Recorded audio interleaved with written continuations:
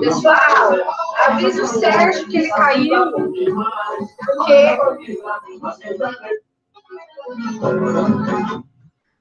ele caiu porque deu algum problema técnico aqui e falou que se ele caía. Ô, que anos 40, Daniel. Não faz isso com a prof, não. Anos 40 eu nem era nascida. Olha a sacanagem, gente. O que eu faço com um desse? Conseguem me ouvir? Bem ou não?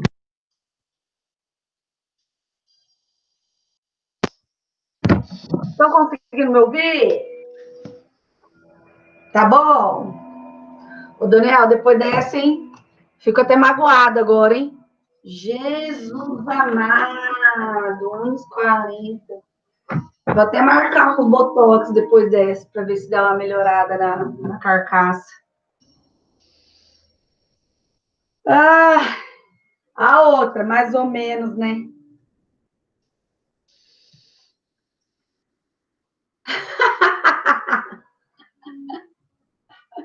Ô, professora. Eu vou morrer agora, mano. É bom, hein? Eu não tô falando mais ou menos da sua aparência, tô falando do áudio. Ah, do áudio. Ah, então tá bom. Mas você tá ouvindo? A senhora é linda. Ah, ganhei o dia agora, viu, Daniel? Viu? Ela não me chamou de mortadela, que é sempre conservada. Brincadeira. Ai, que pesado. Pesado, né? Nossa. Daniel, você namora? Você tem não, namorado? tá explicado. Tá explicado porque você não namora, viu, Daniel? Pelo amor de Deus. Você tem que deixar essa sinceridade de lado. De lado. Não é sinceridade.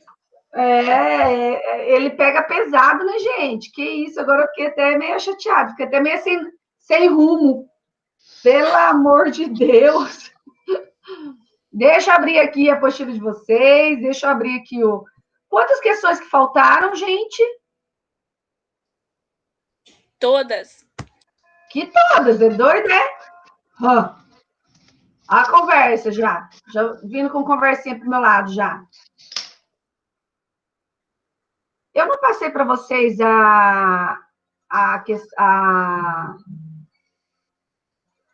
as questões, o trabalho de concurso. Ah, passei. Não estava achando aqui. Eu falei, ué, o que está acontecendo que eu não estou achando aqui? Já está lá a apostila de concurso de pessoas, né? Não está saindo áudio?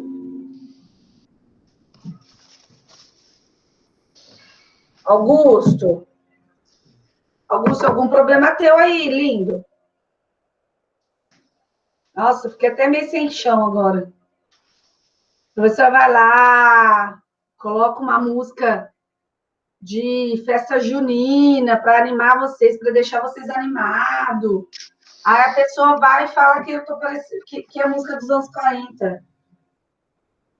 Ah, gente, eu não sei o que está acontecendo hoje com esse Meet, porque na hora que eu fui colocar para gravar, ele falou que ia derrubar o Daniel. Aí eu dei sim para derrubar o Daniel. E depois ele falou que ia derrubar o Sérgio. Manda o Sérgio entrar de novo, que ele derrubou o Sérgio. Ele fala aqui que ele vai derrubar. Bom, vamos lá. Quais questões que faltaram, gente? Fala, Daniel. É ele que vai derrubar, né? Você não estava aceitando a chamada, né? Beleza. Olha, Daniel, se eu soubesse me chamar de mortadela, eu já tinha te bloqueado aqui. Mas veio o mortadela depois, então já não dava mais para fazer nada. Você já estava aqui de novo, então já não dava mais o que fazer. Pessoal, vamos lá. Quais questões que faltaram? Deixa eu achar as questões aqui, que eu não estou achando. Calma aí. Quais foram as questões que faltaram para a gente corrigir? Deixa eu ver. Nós paramos na 12, não foi? Vamos, gente. 10, parou na 10? 10.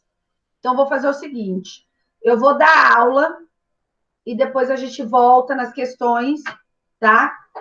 E se não der tempo de fazer as questões, eu gravo um vídeo e passo para vocês ainda hoje, tá bom? Eu gravo logo depois e passo para vocês ainda hoje, para a gente não perder esse tempinho junto, até porque concurso de pessoa é importante vocês aprenderem. E a aula passada, vocês nem para me avisar que a professora estava viajando por causa do feriado, né? Eu crente que eu teria 3 dias para estar passando para vocês, e vocês tudo quietinho, né? Só à noite que eu fui me cair a minha ficha que tinha feriado.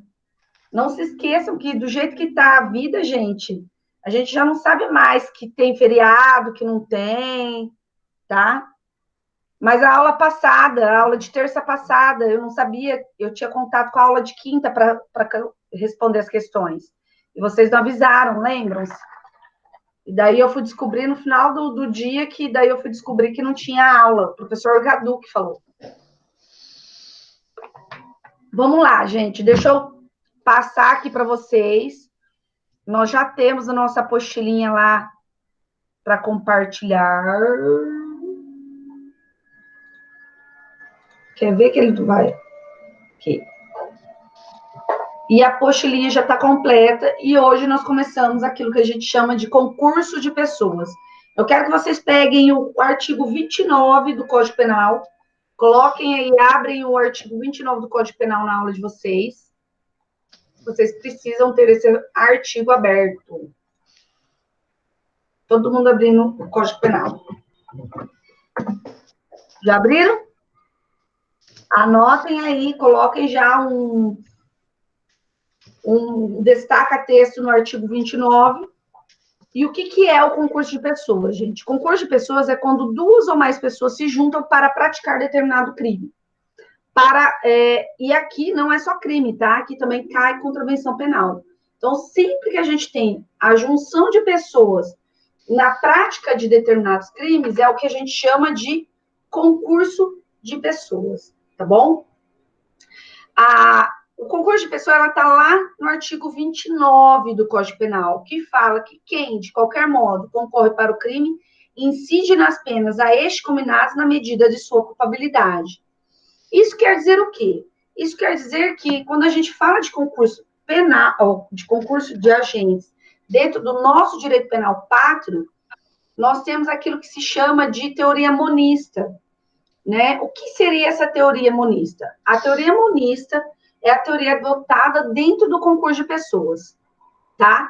E essa teoria monista, por essa teoria monista, independentemente de ser autor, coautor ou partícipe, ele será sempre, sempre, sempre. Sempre ele vai ser e vai responder pelo mesmo crime, ok? E daí a gente fala assim, professor, mas por que todos respondem pelo mesmo crime? Porque o Código Penal, ele fala que cada um responde na medida de sua culpabilidade, ok? Na medida de sua culpabilidade. Então, todos respondem na medida de sua culpabilidade. Pelo quê? Pelo mesmo crime, tá? Pelo mesmo crime.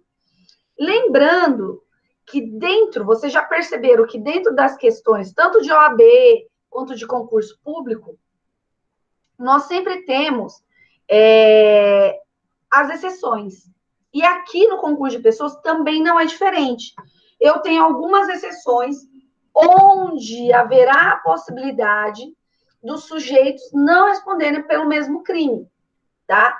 Apesar de serem condutas que são interligadas, eles vão acabar não respondendo pelo mesmo crime.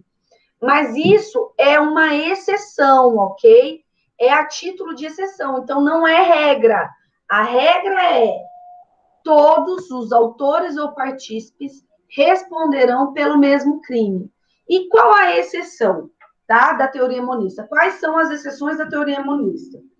A primeira exceção da teoria monista é quando, dentro do Código Penal, o próprio legislador prevê condutas autônomas para a prática do sujeito. Por exemplo, se vocês pegarem lá no artigo 124, ok? Peguem para mim o artigo 124 do Código Penal.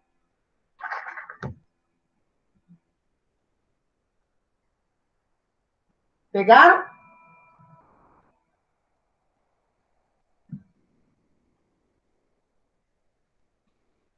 Vou colocar aqui para vocês. É o aborto provocado pela gestante ou com o consentimento da gestante, tá? É o aborto provocado pela gestante ou com o consentimento da gestante. O que fala nesse crime? Provocar aborto em si mesma ou consentir que outrem o provoque. Isso quer dizer que dentro dessa conduta vai estar não só a pessoa que provoca aborto em si mesma, então a gestante que vai realizar o aborto em si mesmo, mas também aquela pessoa que vai provocar ou vai consentir que outra pessoa vai provocar esse aborto. Tá, professora, mas aqui seria a figura da gestante. Sim, é a figura autônoma para gestante. Então, eu vou considerar a gestante ali como autora desse crime. E o terceiro que vai praticar esse crime? O terceiro que vai vir para a prática desse crime. Qual é o crime que ele vai responder? Dentro do próprio Código Penal. Se vocês pegarem o Código Penal, você vai pegar o artigo 126. Olha o artigo 126. Provocar o aborto com o consentimento da gestante. Isso quer dizer o quê? O que isso quer dizer? Que o sujeito que pratica a conduta não pratica o crime do 124, vai praticar o crime do 126. Então, vocês percebam que, apesar da conduta estar interrelacionada, porque é a mesma condição fática, né? Eu, Letícia, vou lá para provocar aborto em mim, numa clínica médica, e o médico está praticando um aborto em mim, é a mesma conduta fática. No entanto, eu tenho a possibilidade, tá, de ter crimes diversos. Então, isso é uma das exceções, ok? Uma das exceções que a gente coloca dentro do Código Penal. São crimes autônomos, em que eu tenho a figura autônoma das pessoas, apesar de interligada pelo mesmo contexto fático. E daí a gente tem o crime do 124 para a pessoa que pratica o aborto, que é a 124 para gestante, que pratica o aborto ou consente que outro pratique o aborto nela, e o artigo 126 para o sujeito, que é o terceiro que está praticando o aborto nela. Tá? Então, essa é a conduta fática que eu tenho, o mesmo contexto fático, mas são duas condutas diferenciadas que vão responder por crimes autônomos, o artigo 124 para a gestante, o artigo 126 para o terceiro que vai responder, ok? Certo? Conseguiram entender até aí? A mesma coisa acontece com o crime de corrupção ativa e corrupção passiva. Vejam só, o que é corrupção ativa? Quando o sujeito vai praticar uma determinada corrupção, não é? Se vocês pegarem a corrupção ativa, ela está no 333. Se vocês pegarem a corrupção passiva, ela está no 317. Ninguém é corrompido se eu não tenho um corrompidor. Ou seja, eu não tenho um crime de corrupção ativa se eu não tenho alguém que me ofereceu uma vantagem. Então, se vocês pegarem o artigo 317 do Código Penal, você vai colocar aqui, corrupção passiva, solicitar ou receber para si ou para outro, indireta ou indiretamente, ainda que fora da função ou antes de assumi-la, mas em razão dela, vantagem indevida ou aceitar a promessa de tal vantagem. Pena de 2 a 12 anos. Vou colocar aqui o crime para vocês, para que vocês entendam. Então, aquele sujeito que recebe a corrupção, que recebe a vantagem, é a corrupção passiva, ok? E aquele que oferece a vantagem? O sujeito que vai mandar o dinheiro, vai oferecer a vantagem devida. Corrupção ativa, lá no artigo 333, que é oferecer ou prometer indevidamente, prometer vantagem devida a funcionário público para determiná-lo a praticar ou omitir ou retardar atos de ofício. Então, quer dizer, eu não consigo ter um crime sem o outro. O sujeito que promete pratica o crime do 333. E o sujeito que recebe pratica o crime do 317. É o mesmo contexto fático? É o mesmo contexto fático. Mas, eles são crimes autônomos. Então, essas são as exceções em que eu tenho a autonomia e a possibilidade de autor e coautor estarem dentro de artigos diferenciados. Fora essas possibilidades, eu ainda tenho uma segunda possibilidade, que ela está lá no artigo 29, parágrafo 2º, que é a cooperação dolosamente distinta. Se vocês pegarem o artigo 29, parágrafo 2º, vocês vão ver que a cooperação dolosamente distinta diz respeito a pessoas que quiseram praticar um crime diferentemente, ok?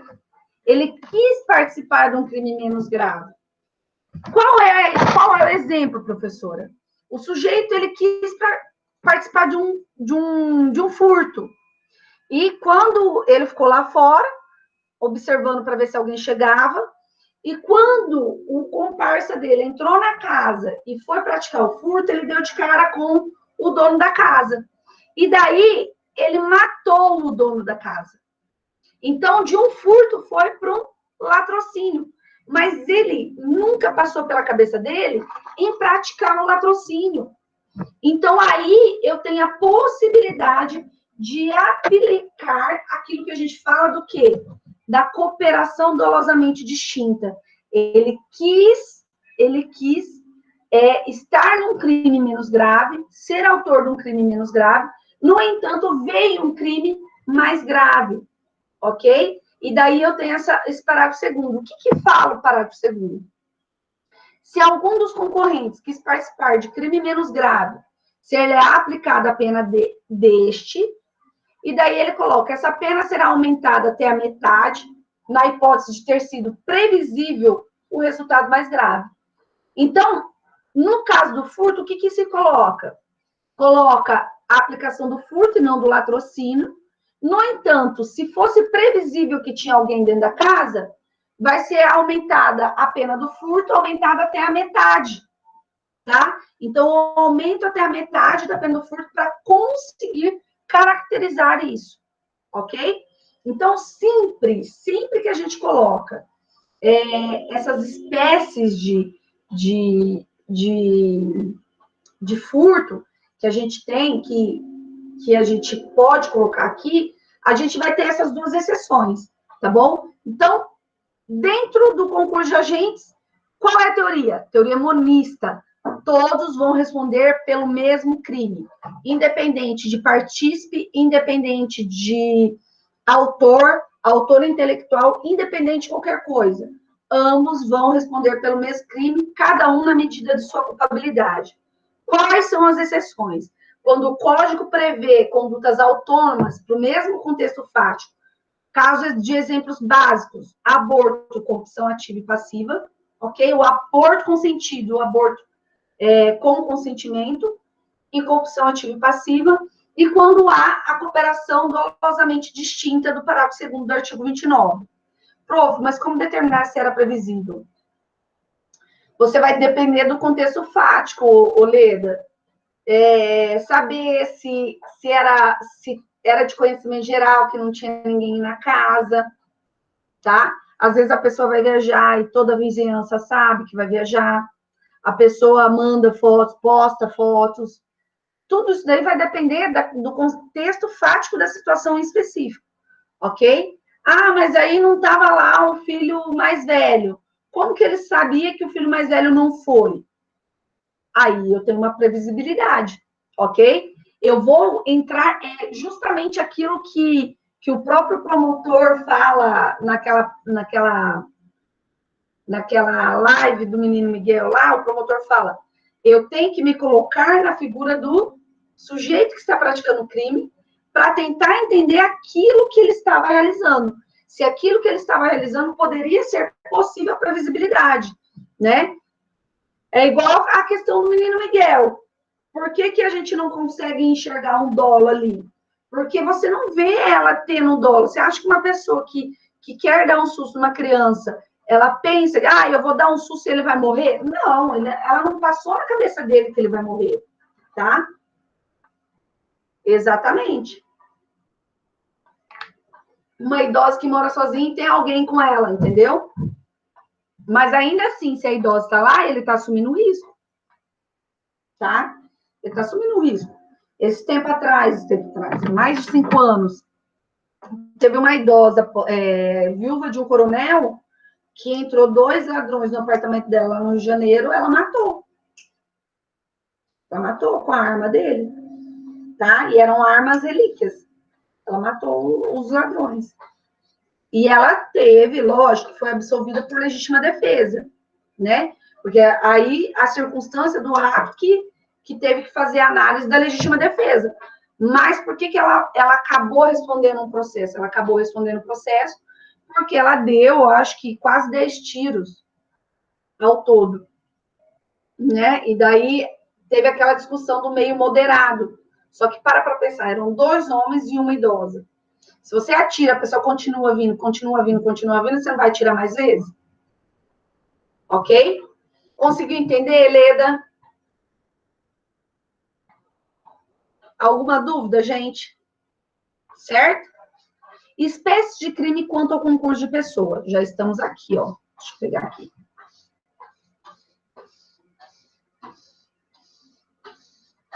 Quando a gente fala de espécie de crimes, lembram aquele resumo que eu falei para vocês fazerem de classificação doutrinária de crimes? Ó, a Pâmela é a única que me responde prontamente, hein, gente? A Pâmela, a Beatriz também costuma, a Amanda também costuma me responder. Gente, lá naquele resuminho que eu pedi para vocês fazerem, tinha crimes monossubjetivos e crimes plurissubjetivos, tá? Os crimes monossubjetivos, eles são crimes em que, para serem praticados, exige pelo menos uma pessoa. Então, quando a gente fala dos crimes monossubjetivos, eles são de concurso eventual. Eles são a maioria dos crimes. Por quê? Porque eu preciso de apenas uma pessoa. Por exemplo, homicídio. Eu preciso de 2 pessoas para matar uma pessoa? Não, eu preciso de apenas uma pessoa. Ok? Apenas uma pessoa. Já quando a gente fala dos crimes, que são crimes plurissubjetivos, ele sempre vai exigir mais de um agente. Então, aqui o concurso de pessoa não é eventual. Ocorre quando quer ou não. Aqui o concurso de agente, ele é necessário. Ele só vai existir, o crime só vai se caracterizar quando houver o concurso de agente. Por exemplo, crime de bigamia. A bigamia, ela pode ser feita sozinha? Ela pode ser caracterizada sozinha?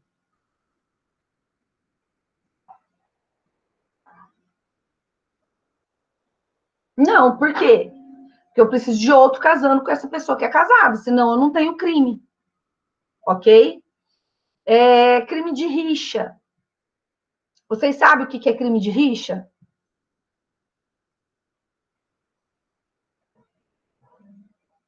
O crime de rixa.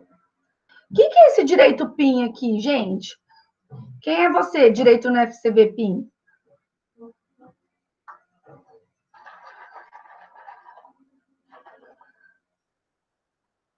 Como você tem problemas com a pessoa, Augusto?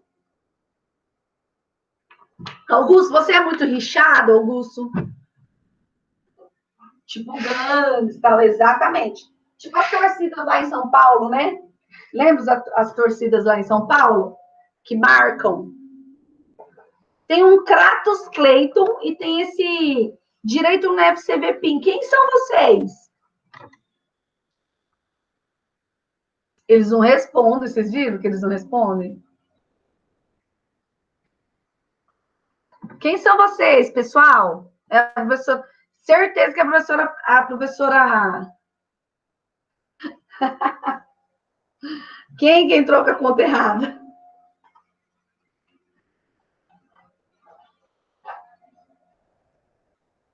Ah, então tá bom.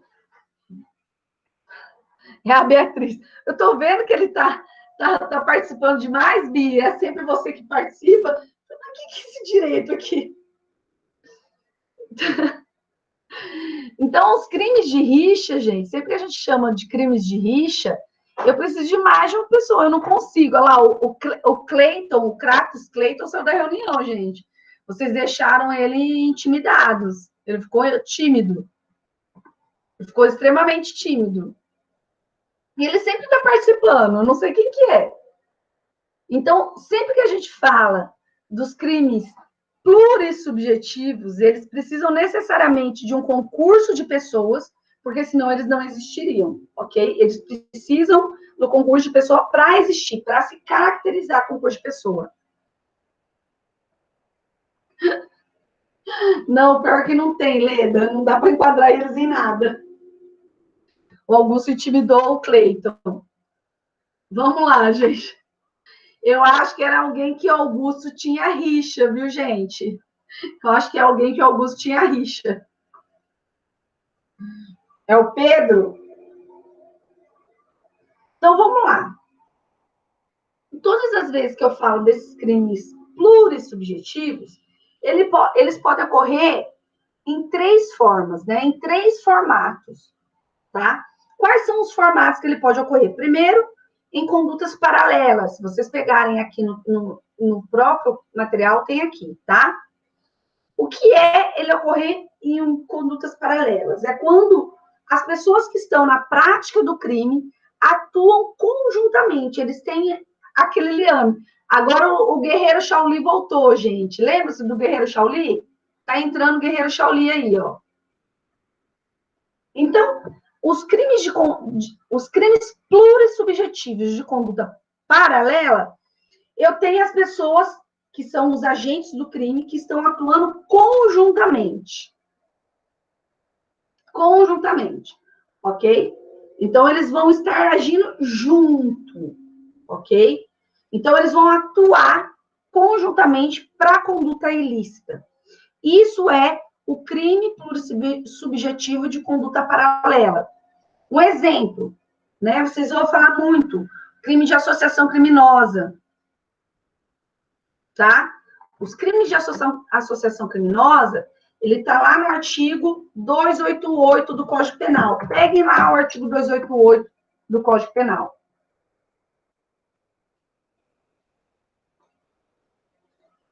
Deixa eu colocar aqui para vocês. O que fala o artigo 288? Associarem-se 3 ou mais pessoas para o fim específico de cometer crimes. Então, todas as vezes que na prática delitiva eu tiver mais de 3 pessoas envolvidas, geralmente há a prática do crime de associação criminosa, tá? Então, eu tenho a prática do crime de associação criminosa. Vocês perceberam que o tipo penal exige que tenha 3 ou mais pessoas? Eu preciso de, no mínimo, 3 pessoas para caracterizar o próprio tipo penal. No mínimo, 3 pessoas para caracterizar o próprio tipo penal. Então, aqui é quando eles têm um liame subjetivo, ou seja, a ligação subjetiva para a prática de determinado crime, ok? E eles vão atuar junto na prática. Então, na prática do tráfico, na prática do furto, na prática do roubo, eles vão atuar juntos para a prática desses crimes. E por isso que eles estão em condutas paralelas, um auxiliando o outro na prática desse ilícito, tá bom? Já os crimes plurissubjetivos de condutas convergentes, tá? Eles vão se fundir para que exista o crime autônomo.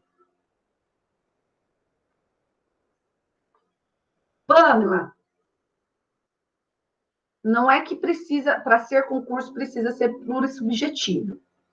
Nos crimes plurissubjetivos, o concurso é obrigatório, tá? Nos crimes que são monossubjetivos, o concurso é eventual. Então, ele não é obrigatório para que exista. Como assim? Eu não preciso ter 2 pessoas matando outra. Eu não preciso necessariamente ter duas pessoas furtando para caracterizar o concurso, ok? Eu não preciso. Mas, eventualmente, se eu tiver duas pessoas juntos para caracterizar um concurso, duas pessoas que combinam para furtar determinada casa, aí eu tenho, eventualmente, esse concurso, tá? Porque, olha lá o Guerreiro Shaolin, gente. Olha o Guerreiro Shaolin, ele tá aprontando. É alguém que tá zoando com a nossa cara. Guerreiro Shaolin, quem é você? Então, para caracterizar esse crime monossubjetivo, eu não preciso do concurso, mas eu posso ter o concurso, ok? Já o crime plurissubjetivo, ele só vai existir se tiver concurso de pessoas. Sem concurso de pessoas, ele não vai existir. É isso que vocês têm que ter na mente de vocês. Sem o concurso de pessoas, ele não vai existir. Tá bom? Mono, une, mas ele pode ter o concurso. Então, por isso que ele fala assim, ó, crimes monossubjetivos de concurso eventual. Porque o concurso pode existir ou não. Exatamente, é a mesma coisa. Mono e une é a mesma coisa, tá? Já os plurissubjetivos é obrigatório. É um concurso obrigatório, sem o qual eles não existiriam. Eu não consigo caracterizar. Então, por exemplo, se eu tiver duas pessoas praticando tráfico de drogas, eu não tenho como colocar eles aqui dentro do crime de associação criminosa, por exemplo. Por quê? Porque a associação criminosa fala que para caracterizar eu preciso ter mais de 3. Ok? Então, eu não preciso necessariamente que tenha mais de um agente para conseguir caracterizar o crime. Mas se tiver, aí a gente joga nessa possibilidade de eventualmente ser concurso. Ok? Conseguiu entender, Pamela? Então, os plurissubjetivos, Pamela, eles só vão existir se existir o concurso de pessoas, porque são crimes que existem, na verdade, são crimes que, para ser caracterizado, exigem mais de uma pessoa. Uma pessoa sozinha não faz. Crime de associação criminosa não é caracterizado se não tiver no mínimo 3. O crime de bigamia não é caracterizado se não tiver no mínimo 2, né? O crime de rixa, do artigo 137. Se vocês pegaram o crime de rixa do artigo 137, o que ele fala? O que o artigo 137 fala? Participar de rixa, salvo para separar os contendores. Ok? Então, a rixa, eu preciso necessariamente de mais de 2 pessoas. Senão, eu também não tenho a caracterização do crime. Tá?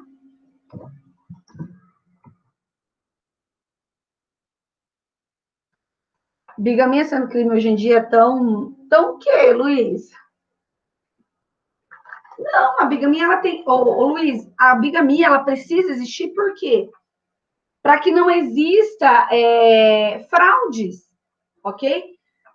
Não é sem sentido, Luiz, é sem sentido para quem não perceber que casamento é efeito jurídico. Casamento é efeito patrimonial. Então, se eu não tenho uma lei que proíbe essa situação, você já pensou a briga que daria de questão patrimonial entre 2 pessoas casadas? Ou 3, 4 pessoas? Olha a briga, né? Não se esqueçam, gente, que o direito civil ele tem cunho patrimonial. O direito civil nunca foi para defender o sujeito. O direito civil sempre existiu para a defesa do patrimônio. Não se iludam com a dignidade da pessoa humana no direito civil, porque senão o direito civil não seria tão antigo e tão retrógrado.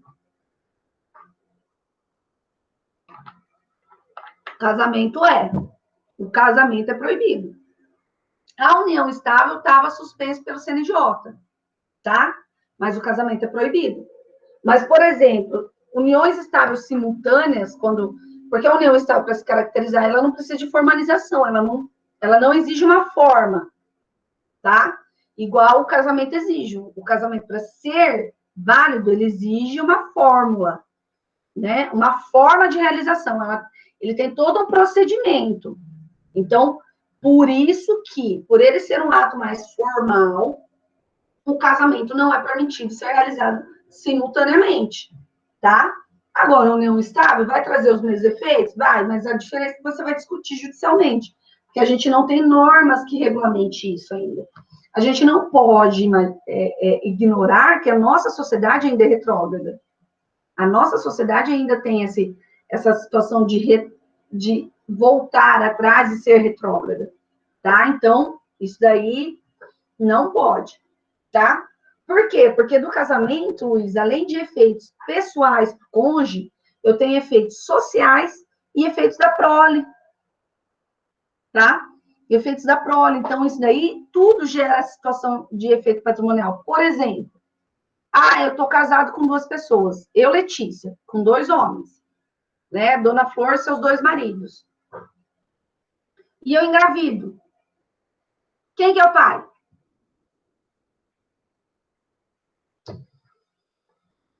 Vai ser os 2? Hoje a gente já tem a possibilidade de colocar os 2, né? Mas eu vou ter que entrar com uma ação de reconhecimento de filiação, porque, com certeza, os 2 vão ser pais, né? E a maternidade é pior ainda, né? E daí a gente vive numa sociedade que, o sujeito, então tá bom, eu aceito porque eu te amo hoje, mas daí amanhã eu não te amo mais, aí eu vou querer pedir a negativa de paternidade com relação a essa criança, porque essa criança não é minha. Gente, vocês estão imaginando? Então, vocês imaginam que aquele ator do 365, tá? Pelo amor de Deus, que aquele homem lá não é de verdade. Então, imagine o João e ele. Pelo menos um sonho, tá? Pelo menos um sonho. Ai, Jesus amado, olha. Ele não é de verdade.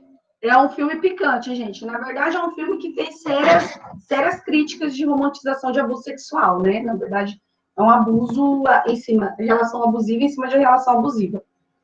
Mas é um filme que o ator se sobressaiu de lindo que ele é, né? Me chamou a atenção. Eu acho que chama a atenção de qualquer mulher, né? Qualquer homem também, que homem também pode olhar também, né? Então, vamos lá, gente. Desconcentrei. Eu só vi que ele é bonito mesmo para não falar outra coisa. Ai, gente, vocês não têm noção. Vamos lá. Vocês me deixaram até sem... Me perdi. Me perdi aqui. Que o João não assista essa aula, senão eu não vou conseguir terminar o filme. Além do crime, tá? Do crime de plurissubjetivo, de condutas paralelas. Eu tenho crime de condutas convergentes e crime de condutas contrapostas. O João não está aqui, gente, já voltou a trabalhar no escritório, graças a Deus. Senão eu não podia estar falando, não. Senão eu já ia estar com gente olhando de cara feia, não ia nem fazer almoço para mim. Ô, Jesus. Vamos lá. Os crimes de conduta convergente, eles se juntam para a prática do crime, mas as condutas se fundem para caracterizar esse crime que é autônomo, tá? É o caso da bigamia, né? O crime da bigamia, para ela ser caracterizada, eu tenho que ter uma pessoa que já era casada e outra pessoa que não era casada, ok? Aí eu tenho o crime de bigamia, eu tenho a caracterização desse crime de bigamia. Então, eu tenho a possibilidade de caracterizar esse crime de bigamia, porque ele é de condutas convergentes. Além disso, eles podem ser de condutas contrapostas, quando as condutas são um contra o outro, tá? E esse um contra o outro, eu tenho a conduta da rixa, né? Onde o crime de rixa, as pessoas praticam um contra o outro, né? Não tem... É aquilo que eu falei para vocês, é aquilo que acontece, torcida do Corinthians com a torcida do Palmeiras. Vão marcar lá na estação X. E um bate no outro e se acabam, ok? Então, ainda, quando a gente fala do artigo 137, ele vem com um crime de condutas que são contrapostas, eles vão ser contrapostos. Então, não se esqueçam que dentro das espécies de crimes, eu tenho essas duas, tá? Eu tenho os crimes monossubjetivos, onde o concurso vai ser eventual, e eu tenho os crimes plurissubjetivos, onde o concurso vai ser necessário. Por quê? Porque se eu não tiver mais de 2 pessoas, eles não vão ser caracterizados. Eu não tenho a caracterização do crime, tá bom? Eu preciso necessariamente da caracterização do crime. Gente, só uma parte aí onde a gente tá falando aí. Esse ator, ele fala italiano, né? E eu tive que estudar italiano para fazer minha prova de proficiência do doutorado. Gente, vocês não têm noção. O que é esse homem falando italiano? Jesus amado, ele falando italiano e ele falando da paixão, do enamoramento, do apaixonamento das pessoas. Eu fiquei assim. Eu e a outra professora, assim. Não, depois vocês entram lá no Instagram e vejam a situação. Você fica assim. Mas vamos lá. Conseguiram entender, gente? Então, dentro do concurso de pessoa, a teoria que vai seguir o concurso de pessoa, a teoria monista. Dentro da teoria monista, eu tenho 2 exceções.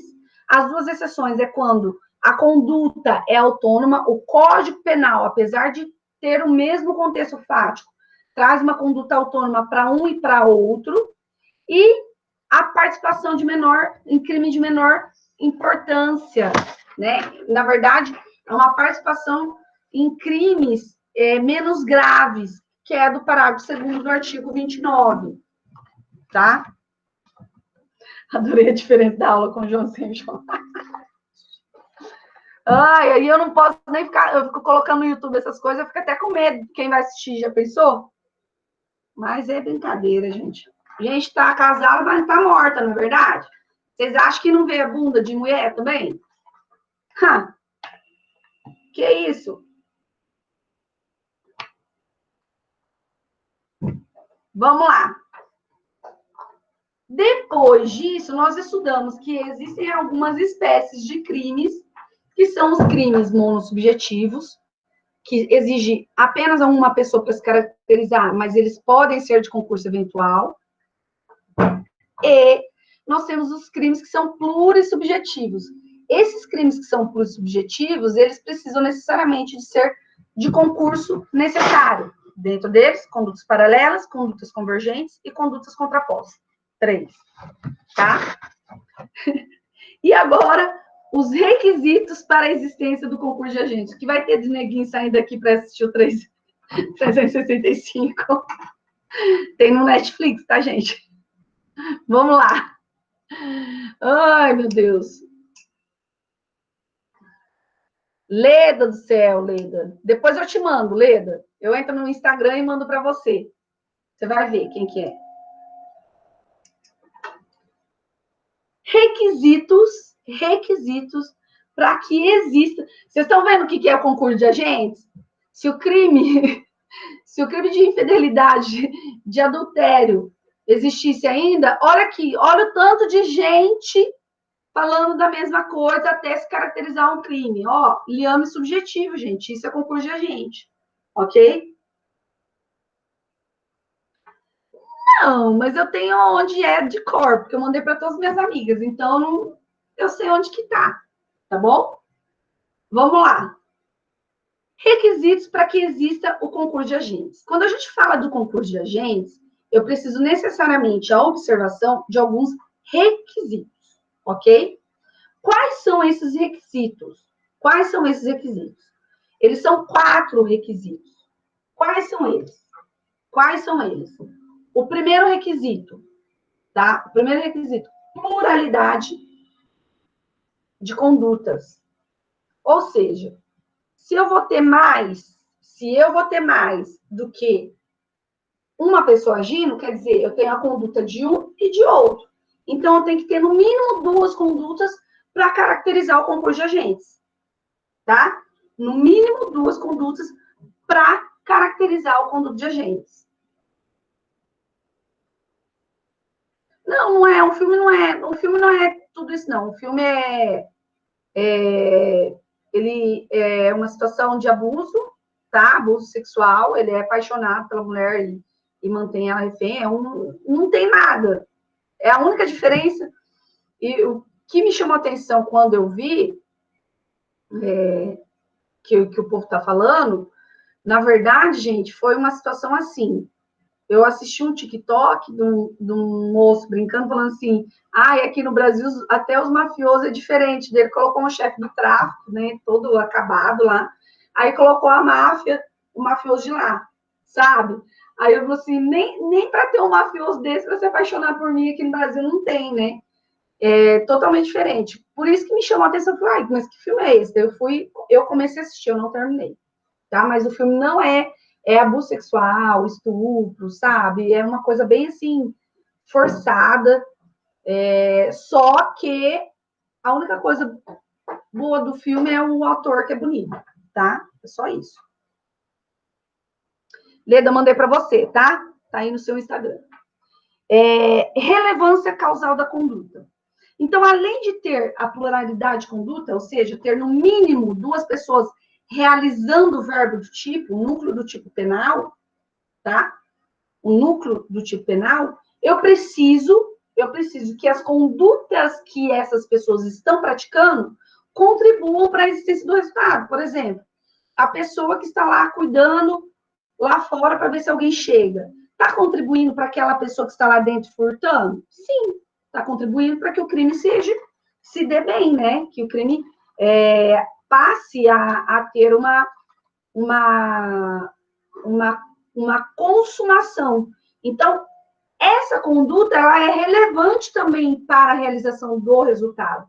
Então, eu preciso necessariamente dessa relevância causal da conduta. Eu preciso que seja feita essa relevância causal da conduta.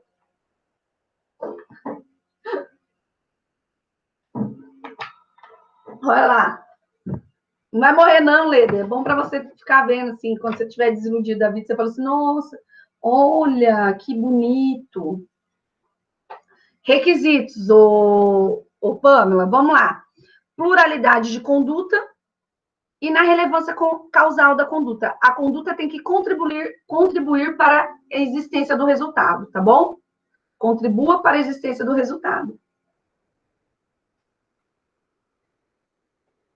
Tá? Então, além da conduta ter que ser plural, porque eu falo de mais de duas pessoas no mínimo, né? Eu tenho que ter no mínimo duas condutas. Além dela ter uma relevância causal, porque ela tem que estar ligada ao resultado, né? Lembra-se lá com o caos que nós estudamos, que a conduta ela tem que ter um liame subjetivo para causar o resultado? Além disso, eu preciso do liame subjetivo. O que é o liame subjetivo? As condutas, né, entre as pessoas que estão praticando devem estar com uma ligação subjetiva entre eles. Uma vontade conjunta da realização do crime. Então, eles precisam ter essa vontade conjunta de estar realizando o crime. Na verdade, né, a gente fala que a próprio crime ele existe porque houve uma cooperação de ambos os agentes.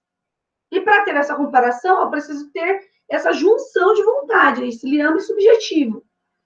A Letícia convida a Wanda para furtar e a gente decide conjuntamente quem que a gente vai furtar, onde a gente vai furtar, qual o local, como que a gente vai fazer, quais os meios que vamos aplicar e assim por diante. Ok? Então, a gente tem essa possibilidade aqui. Entenderam? Eu tenho que ter esse liame de vontades. E, por fim, e último requisito que eu falei para vocês, que era o quarto, identidade de crime para todos envolvidos. O que é isso? Lembre-se da teoria monista, que todos vão responder pelo mesmo crime, a não ser aquelas exceções que nós já estudamos? Então, a identidade de crime quer dizer justamente isso.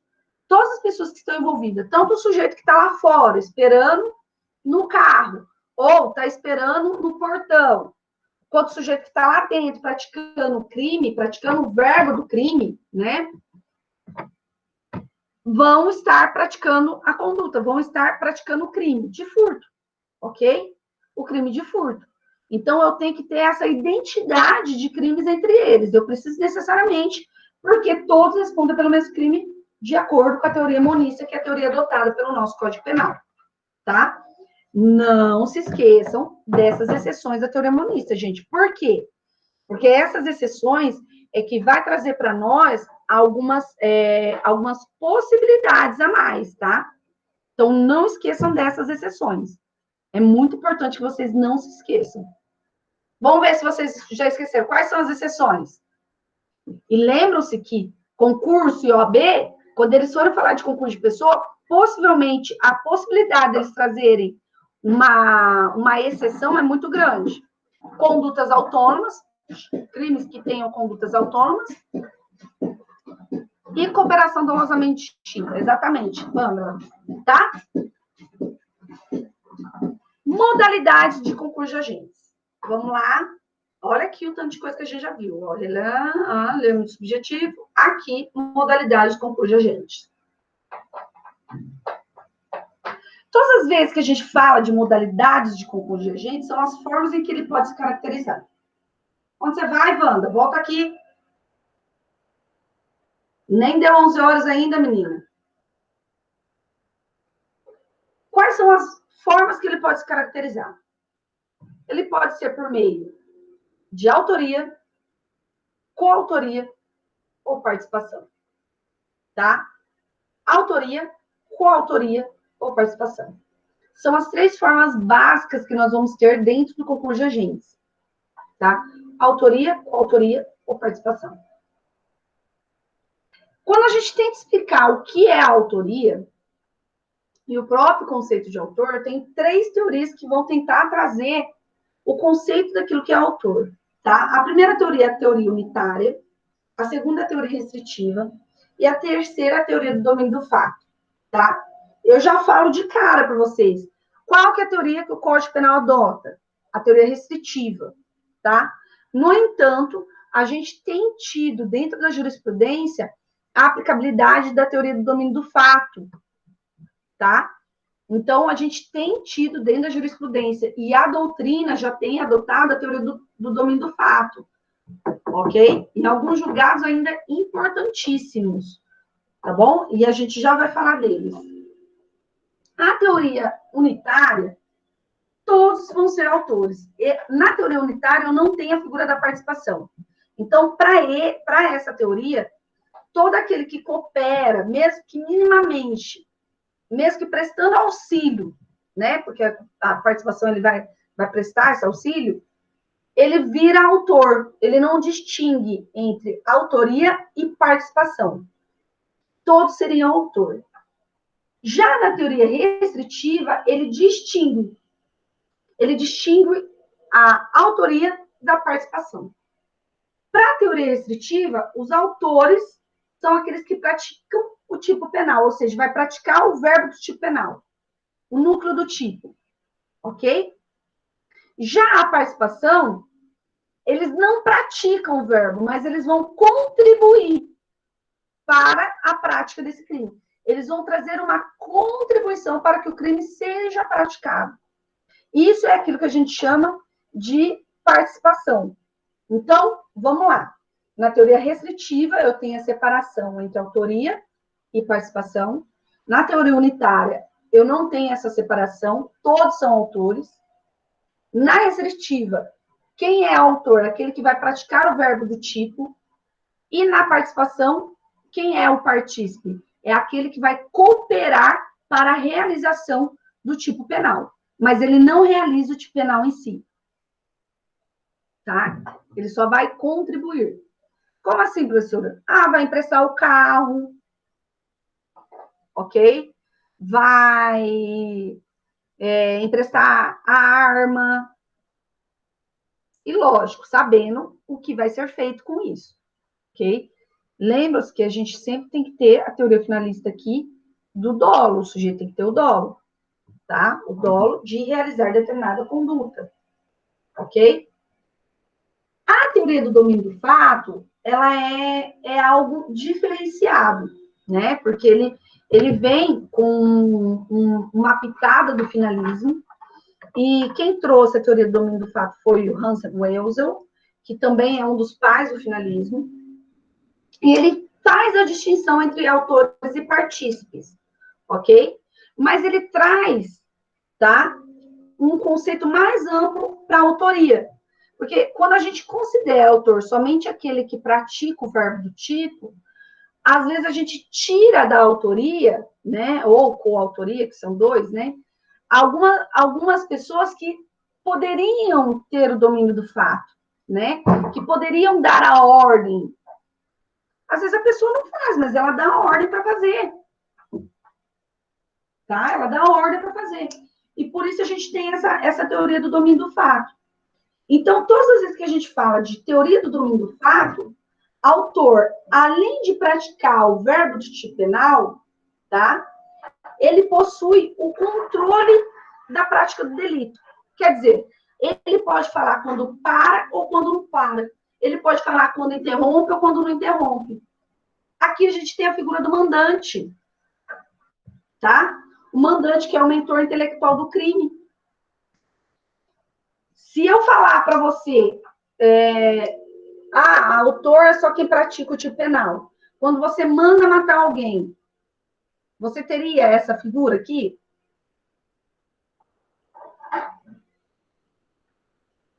Não, exatamente. Falando em mandar matar alguém, vocês viram o assassinato lá em Curitiba, gente? À luz do dia?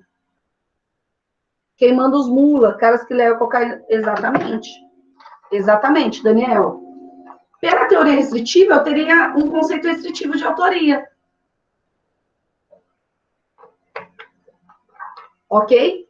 Já pela teoria do domínio do fato, mas ele mandou. Quem mandou, ele pode interromper a ação. Então, não basta só praticar um verbo do tipo, mas também tem o domínio do fato. Ele pode parar, não parar, cancelar, interromper a ação. Ok? E por isso que é a teoria que a gente coloca aqui. O STF já vem adotando a teoria do domínio do fato, tá? Inclusive na penalização, na punibilidade do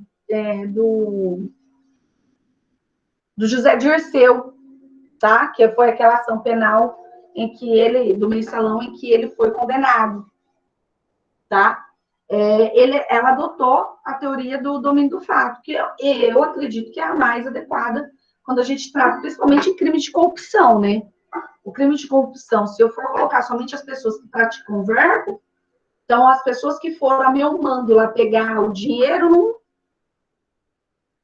eu não responderia, porque somente eles que estão praticando o verbo, tá?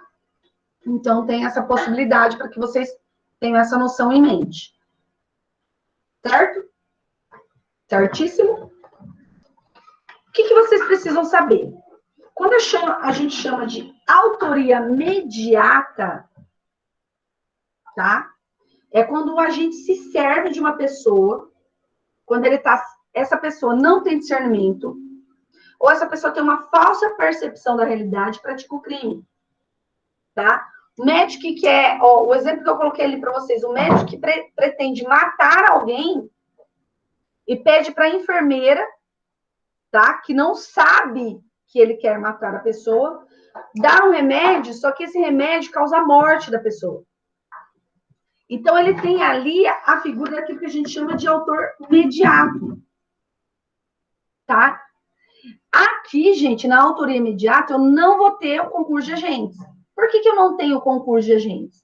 Porque a enfermeira não agiu com dolo, ela tinha uma falsa percepção, né? Ela acreditava estar dando o remédio, ela não tinha conhecimento da ilicitude da conduta do médico, tá? Então, na autoria imediata, quando ele se serve de outra pessoa para a prática do crime, eu não vou ter concurso de agentes, tá? Porque essa pessoa, esse terceiro, ele é mero instrumento para a prática do crime desse autor mediato. Então, ele não vai diretamente praticar o crime, mas ele utiliza esse terceiro de instrumento para a prática do crime.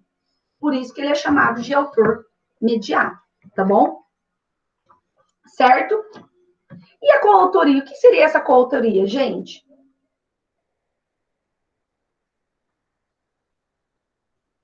Quando eu tenho duas ou mais pessoas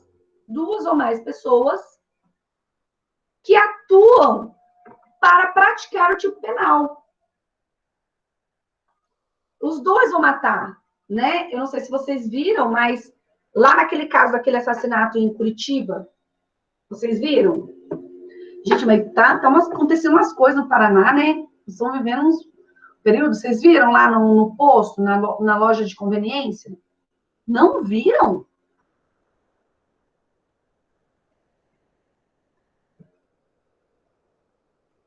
Eram 3 pessoas, né? Diz que, na verdade, era uma dívida de mais ou menos 500 mil em pedras preciosas. O sujeito vendeu para o amigo e o amigo não pagou. E o sujeito cobrava o amigo, e o amigo não retornava. Aí o que ele fez? Ele combinou com um amigo dele que era advogado e falou: ó, faz o seguinte, você fala que é da empresa lá de São Paulo, que está me cobrando e que está cobrando ele, e cobra ele para mim, para ele pagar a dívida de 500 mil reais em pedras preciosas. Esse advogado passou a entrar em contato com ele, com esse cara que estava devendo, com o devedor, e eles marcaram um encontro num posto no centro de Curitiba. Gente, no centro de Curitiba, no meio do dia. No meio do dia. Olha o absurdo. Depois eu vou procurar aqui na internet, que tem até filmagem dele, sabe? E o que acontece? Esse advogado marca de conversar, ou pediu para um amigo junto, e esse amigo ia começar a trabalhar de office boy ou entregador no restaurante dele, que ele tinha um restaurante também. Então foram essas duas pessoas e esperaram por esse sujeito que devia esses 500 mil reais. É cerca de 500 mil reais, tá? Não é tudo isso. Não chega a ser tudo isso. Aí, o sujeito chega e começa a conversar e tem 2 caras com ele, né? Um dos caras que está com ele tira a arma e ameaça. Aí, o que o cara faz, que é esse sujeito devedor? Ele pega, se retira do posto, sai, e quando ele sai, entra um outro sujeito. Esse outro sujeito pega a arma e atira nos 2. E foi filmado, gente, foi filmado. Foi uma coisa assim, bem assim, forte. Vou até procurar aqui para ver se não tem as imagens. Assassinato de advogado em Curitiba durante o dia. Isso tudo numa loja de conveniência. Para pensar, gente. Numa loja de conveniência, isso? Ó, calma aí. Eu vou fazer o seguinte, vou passar aqui para vocês. Esse terceiro, Daniel, o que a polícia está acreditando durante as investigações? Porque, por exemplo, o sujeito que deve, na hora que o cara que está lá com ele saca a arma, começa a falar com a arma assim, ele simplesmente sai e vai embora. Eles falam que ele, quando ele sai, ele dá a ordem para o cara que está no carro, ou seja, a ordem de matar. O cara que está no carro sai, entra na loja e atira no cara, nos 2, né? Deixa eu tentar passar aqui para vocês isso aqui. Compartilhar.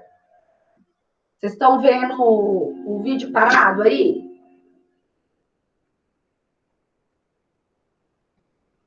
Sim.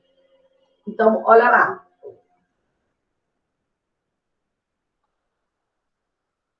Ó, estão os 3 conversando aqui, tá vendo? Aqui estão os 3 conversando. Ó,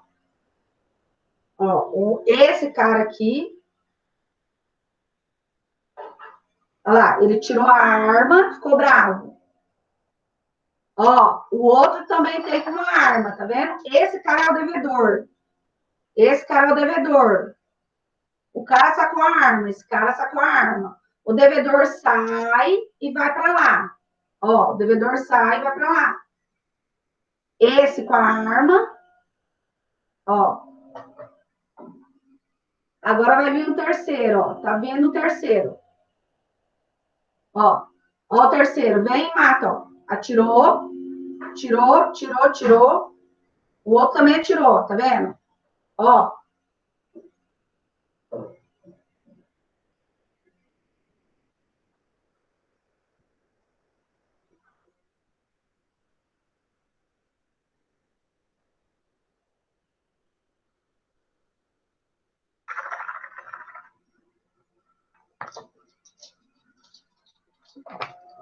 Esse é o amigo do advogado, tá?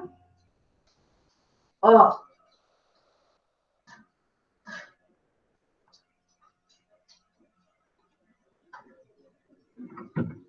Gente, no meio do dia. Vocês conseguiram ouvir, pelo menos ou não? Dá para ver, mas não dá para ouvir, né? Eu vou passar para vocês aqui o link e depois vocês dão uma olhada, tá?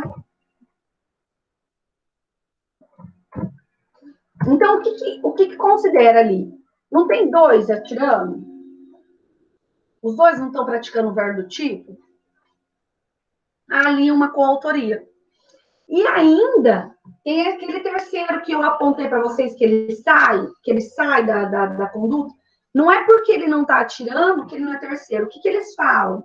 A polícia, pela investigação, fala que você pode ver que foi depois que ele saiu que diz que ele deu a ordem para que voltasse e matasse o sujeito. Então, ele foi o autor intelectual, o mandante do crime, né?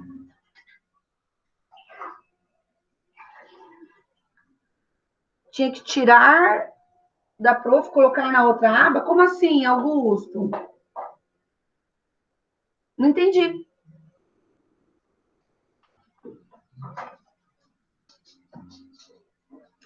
Ah, tá falando para quem não viu. Ah, tá.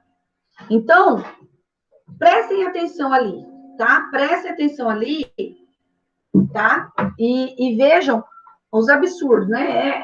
É forte, né, gente? É uma coisa bem forte, mas que realmente aconteceu, tá? Então, eu tenho coautoria ali, a coautoria dos 3 de assassinato. Ele foi assassinato qualificado, não deu possibilidade de defesa para a vítima.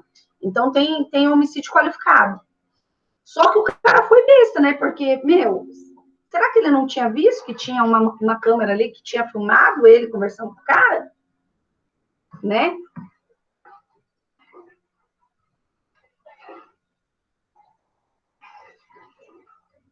Ah, entendi, Daniel. Entendi. Então, quando que acontece a coautoria, gente? A coautoria acontece quando eu tenho mais de uma pessoa, né, que praticam a conduta que está ali descrita. Ah, lembram-se aqueles estupros coletivos que aconteciam lá no Rio de Janeiro, nos bailes funks, que levavam as meninas para a favela e acabava aqueles estupros coletivos? Que, inclusive, teve um que foram identificadas 17 pessoas que estuprou uma menina. Ambos, todos coautores do crime, tá?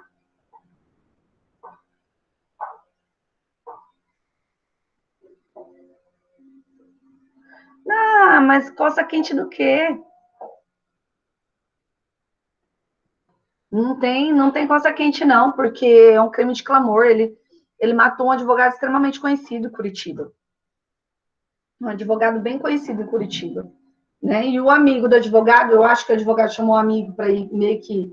Para fazer presença, para eu não estar lá sozinho, e acabou se ferrando, né? Acabou morrendo do nada, tá? Matou os dois. Ou vai saber se não é dinheiro também de agiota, né? Tem isso também. Alguma coisa muito mal contada tá ali no meio, tá? Vocês vão ver, a gente vai saber ainda o que se trata, né? É porque o que acontece? O cara que esse cara deve, na verdade, não foi morto, porque ele não estava ali.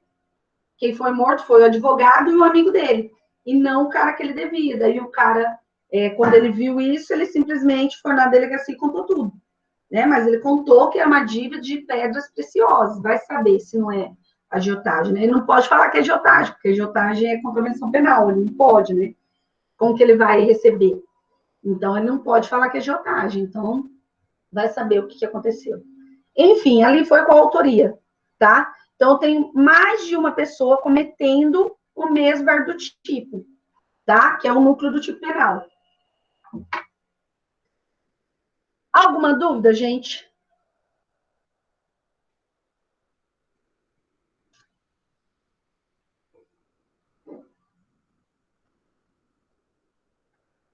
Augusto. 10 amigos, dependendo da arma, morre os 10, hein, Augusto? Cuidado. Dependendo da arma, se for uma pistola automática, você pode estar 10 ali, tá? Mas é uma coisa que chocou muito. E foi assim, no meio jurídico, porque é um advogado, foi uma situação bem complicada. E a própria OAB deve estar em cima, né, para verificar a investigação, como que foi, como que está sendo, cobrar que haja providências a serem tomadas, tudo isso aí. Era meio conhecidinho no meio, sim, tá bom? Meio famosinho. Estrelinha. Então, vamos lá, gente. Uma coisa que vocês precisam saber para mim já... Não, vou fazer o seguinte. Parem a aula aí em autoria colateral e autoria incerta. Vou até marcar aqui. E vamos voltar lá para nossas questões, que dá tempo da gente falar.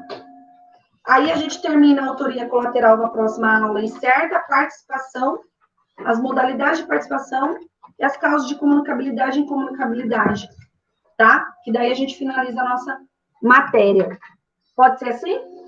Então, nós paramos lá na questão número 11, então, gente. E aí a gente finaliza as questões 11 também, para não ter problema. Cadê? Aqui, ó.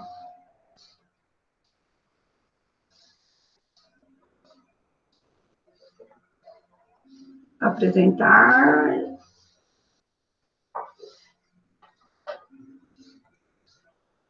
Vamos lá? Durante a ação penal, em que Guilherme figura como denunciado pela prática do crime de abandono de incapaz, pena detenção de 6 meses a 3 anos, foi instaurado o incidente de insanidade mental do acusado, constatando o laudo que Guilherme era, na época dos fatos, e permanecia até aquele momento inteiramente incapaz de entender o caráter ilícito do fato, em razão de doença mental. Não foi indicado, porém, qual seria o tratamento adequado para Guilherme. Durante a instrução, os fatos imputados na denúncia são confirmados, assim como a autoria e a materialidade delitiva. Considerando gente, lembra sempre, quando a OAB manda aqui, ó, apenas, tá? É porque vocês não podem ficar querendo viajar na maionese, tá? Porque estudante de direito é sempre assim, né? Professora, mas e se? Mas e se? Não, falou apenas, gente. É apenas. Apenas é apenas. Não fica achando que vai ter alguma situação que vai colocar a possibilidade dele ali, tá? E outra coisa, tá falando de insanidade mental. Então, qual é a única forma que eu tenho para retirar o crime do sujeito quando ele não tem capacidade de conhecimento da conduta que ele está tomando, gente? Que eu posso alegar a questão de insanidade mental. Eu vou retirar o quê? Do fato típico ilícito culpável, qual que eu consigo retirar alegando a questão da insanidade mental?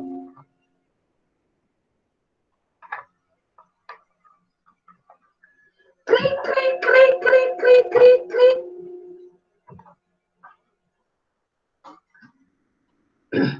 Culpabilidade, tá, Sueli? A ilicitude é legítima defesa, estado de necessidade, exercício regular do direito, consentimento do ofendido, tá? São aquelas causas que estão ali dentro da possibilidade de legítima defesa, tá? De ilicitude. E estrito cumprimento do dever legal, que era o que eu estava esquecendo, ok? Já quando a gente fala da culpabilidade, Eu tenho várias fases, vários casos que eu posso tirar. Questão da embriaguez completa, acidental, a questão da insanidade, a questão da menoridade, ok? Eles vão ser colocados aqui, tá bom? Então, voltando lá. Considerando apenas as informações expostas, com base nas previsões do Código Penal, no momento das alegações penais, a defesa técnica de Guilherme, sob o ponto de vista técnico, deverá requerer. E aí a gente pede. O que ela vai ter que pedir, gente, aqui? No 11. A absolvição, porque falta a culpabilidade, não é? Não é absolvição porque falta a culpabilidade? A tipicidade não tira, Amanda, porque, por exemplo, ele tem vontade, ele está agindo de acordo com a vontade dele, tá? E lembram-se que lá na culpabilidade, quando a gente retira a culpabilidade, eu tenho 3 consequências para a questão da insanidade, porque o sujeito tem inimputabilidade por doença mental, ok? Quais são os 3 efeitos dela? O sujeito pode ser imputável, porque ele entende o caráter lícito, ele pode ser semi-imputável, porque ele não tem um entendimento completo, ok? E daí ele vai ter uma redução de pena, e essa redução de pena pode ser substituída por uma medida de segurança, ou ele pode ser, desculpem, ele pode ser plenamente incapaz. E se ele for plenamente incapaz de entender, ele é inimputável. Aí eu tenho aquilo que a gente chama de absolvição imprópria, que é o pedido de aplicação da medida de segurança, tá? Então, vamos lá para entender o que ele está pedindo ali.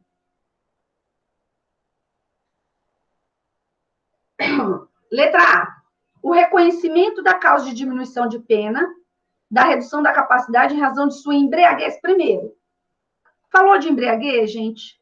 Não, estou falando errado, né? Calma aí, falei errado, desculpa. Letra A. Absolvição imprópria, tá? Ó, se vocês pegarem aqui, letra A. Absolvição imprópria com aplicação de medida de segurança de tratamento ambulatorial, podendo a sentença ser considerada para fins de reincidência no futuro. Olha, aqui eu fiquei na dúvida, ok? Aqui eu fiquei na dúvida. B. A absolvição própria, sem aplicação de qualquer sanção, considerando a ausência de culpabilidade. Não, gente, porque não é absolvição própria, tá? É absolvição imprópria, tá bom? C. Absolvição imprópria com aplicação de medida de segurança de tratamento ambulatorial, não sendo a sentença considerada posteriormente para fins de reincidência, tá? E aqui é uma matéria que a gente acabou nem estudando ainda, nós vamos estudar a partir para o próximo semestre, que é a questão da reincidência. E letra D, absolvição imprópria com aplicação de medida de segurança e internação pelo prazo máximo de 2 anos, não sendo a sentença considerada posteriormente para fins de reincidência. Primeiro, eu falei, quando a gente tratou dessa possibilidade de aplicação da medida de segurança, eu falei de anos para vocês? Não, eu ainda não falei, então não são situações. Aqui, que eu fico na dúvida seria a questão da absolvição imprópria constar na reincidência ou não constar na reincidência. Seria a minha dúvida, tá? A absolvição imprópria, gente, ela não vai constar para nível de reincidência, tá? Imprópria não vai constar para nível de reincidência. Então, sempre que a gente fala de absolvição imprópria, ela não gera reincidência, tá bom? Ela não vai gerar reincidência. Professor, o que é reincidência? Quando o sujeito pratica um crime, tem o trânsito julgado da sentença dele, que é condenatória, tá? Que é condenatória, e daí ele, em menos de 5 anos, ele acaba praticando novamente outro crime. Então, ele vai ser reincidente. A reincidência, gente, além dela ser observada ali na imposição da pena, ela vale como um agravante, tá bom? Na absolvição imprópria, eu não considero essa reincidência, tá? Na absolvição imprópria, eu não não vou considerar a reincidência. Peguem para mim o artigo 64 do Código Penal.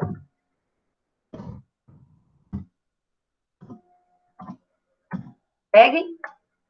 Olha lá o artigo 64, tá? Na verdade, o 64 fala dos efeitos, o 63 fala da reincidência. Olha o que ele fala.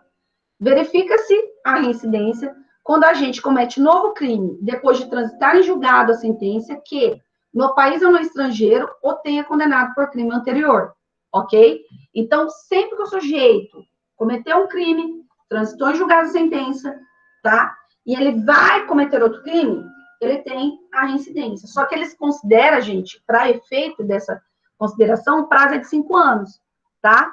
Então, a reincidência, ela vai ser considerada na imposição do agravante. Então, lá na teoria trifásica, ela vai ser considerada na situação do agravante.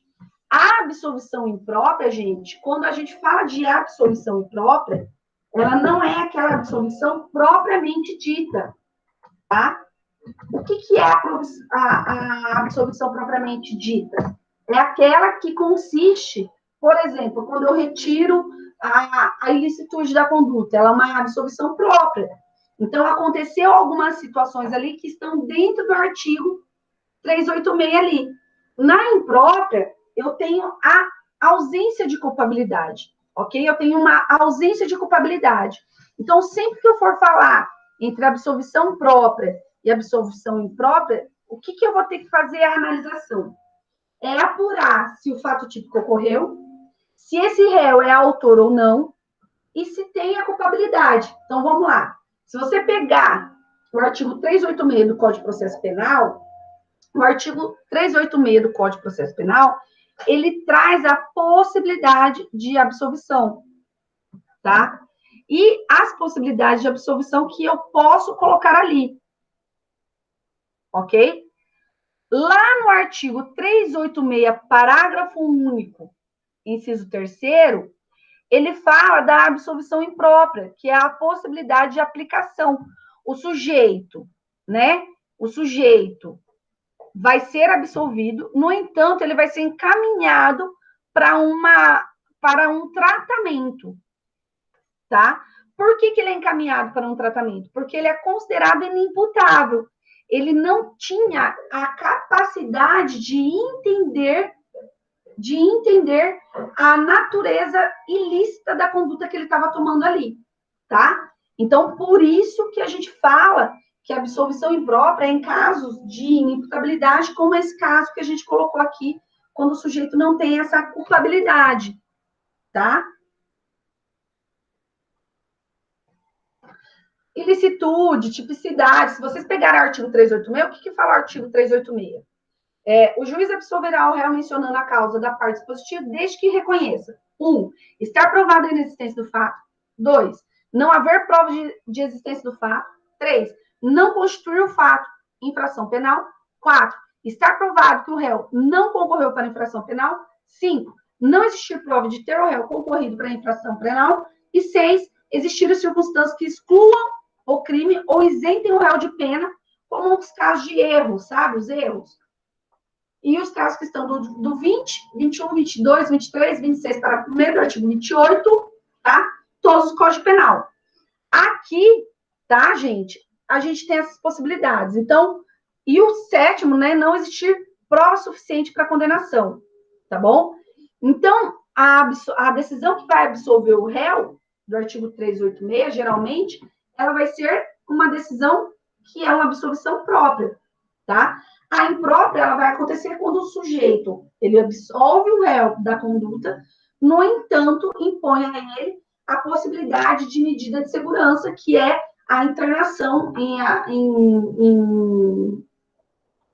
um local adequado para o tratamento, né? Que é os hospitais psiquiátricos judiciais, ok? Então, aí ele absolve da situação, mas direciona o sujeito ao tratamento.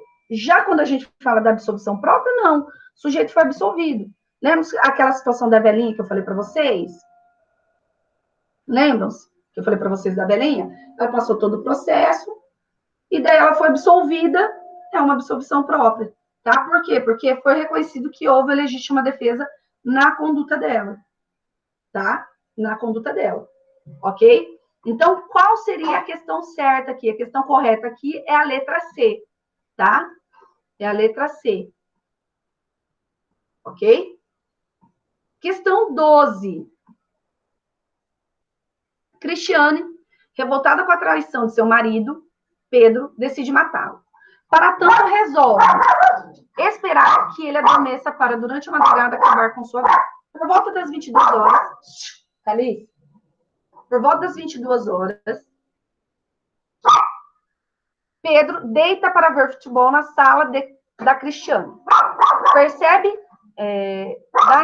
da sala da residência do casal. Quando chega à sala, Cristiane percebe que Pedro estava deitado sem se mexer no sofá. Acreditando estar dormindo, desfere 10 facadas no seu peito. Nervosa e arrependida, liga para o hospital. E com a chegada dos médicos, é informado que o marido faleceu.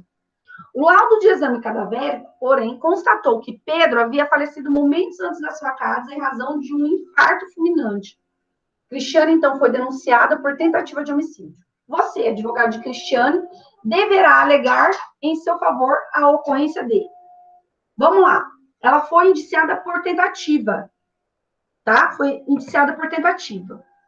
Mas quando ela foi matar o marido já estava morto. Não é isso que aconteceu ali? Não é isso que ele está falando ali?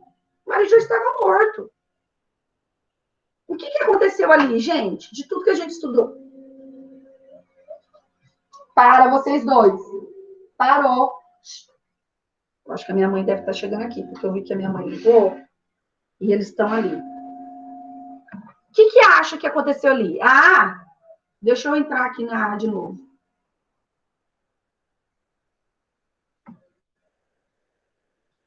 Crime impossível por absoluta impropriedade do objeto. Exatamente, tá, Pamela? Não foi desistência voluntária, não foi arrependimento eficaz e não foi crime impossível por ineficácia do meio, tá? Na verdade, o que estava errado ali era um objeto. O objeto já estava morto. Não tem como matar alguém que já estava morto, ok? Não se mata alguém que já estava morto, alguém que já morreu. Então, o objeto do crime era impróprio. Ela não foi o meio que ela adotou, ok? Ela não foi dar açúcar para matar ele envenenado. Não, ok? É absoluta impropriedade do meio. E lembre-se, essa absoluta impropriedade do meio tem que ser verificada no caso concreto. Por exemplo, eu acabei de falar para vocês, ela não foi dar açúcar para matar o sujeito. Em tese, o açúcar, o sujeito ingeriu uma quantidade de açúcar, não tem problema, não é? Mas e se você sabe que a pessoa é diabética e que se você colocar uma quantidade enorme de açúcar e aplicar na veia dela, você vai matar ela? Não é um meio eficaz para matar? É um meio eficaz para matar. Então, a questão certa é a questão A, tá? É a questão A, por quê? Porque houve absoluta impropriedade do objeto, ok? E, por fim, questão 13. Gente, aqui também é exame da ordem, tá, gente? Vocês viram que não é tão difícil assim as questões. Questão 13. Exame da ordem também. Pretendendo matá-lo, fulano coloca veneno no café de Cicrano. Sem saber do envenenamento, Cicrano ingere o café. Logo em seguida, fulano arrependido prescreve o antídoto a Cicrano, que sobrevive sem qualquer sequela. Diante disso, é correto afirmar que se trata do quê? Vamos lá.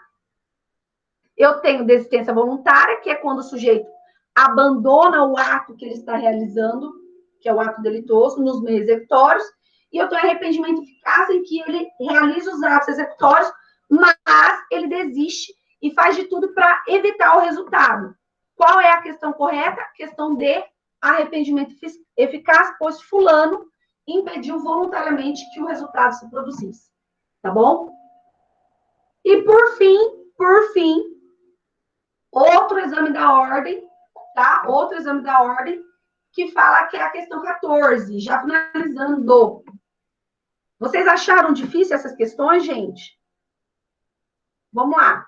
Vocês viram que exame da ordem é baba? Se você tem... Aí que eu falo, você precisa ter o quê? Entendimento da matéria. Não adianta a gente pensar em decorar a matéria, tá? Entendimento da matéria. Então, vamos lá. Cadê? Às 14, Tony, a pedido de um colega, está transportando uma caixa com cápsulas que acredita ser remédios. Acredita ser remédios. Sem ter conhecimento que essas, na verdade, continham cloridrato de cocaína em seu interior. Isso quer dizer, ele tinha conhecimento de que era remédio e não cocaína, ok? Por outro lado, José transportava em seu veículo 50 gramas de cannabis sativa, maconha, pois acreditava que poderia ter pequena quantidade de material em sua posse para fins medicinais. Ambos foram abordados por policiais e, diante da apreensão das drogas, denunciados pela prática de crime de tráfico de entorpecentes. Considerando apenas as informações narradas, o advogado de Tony e José deverá alegar em favor dos clientes, respectivamente, o quê? Primeiro, quando eu tenho uma falsa percepção do que está ocorrendo, é erro de tipo ou erro de proibição?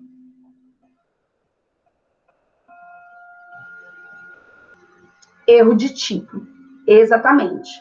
E quando eu tenho uma noção de que eu acredito, né? Eu acredito que eu poderia estar carregando determinada situação porque me permite por fins medicinais. É erro de tipo ou erro de proibição? Erro de proibição. Qual que é a questão correta ali? Questão correta ali é a letra C, erro de tipo e erro de proibição, ok? Letra C, erro de tipo e erro de proibição. Finalizamos nossa aula aqui, porque nós conseguimos fazer a aula e ainda trazer para vocês o conteúdo das questões, respondendo as questões para vocês, ok? Gente, beijo. Ao som de música de quadrilha. Vai um forrozinho aí. Isso aqui tá bom demais. Olha que tá bom demais. Mas quem tá dentro não sabe coisa. Olha isso aqui tá bom. Isso aqui tá bom demais. Olha que tá pra entrar. Mas quem tá dentro não sabe. Vai ser.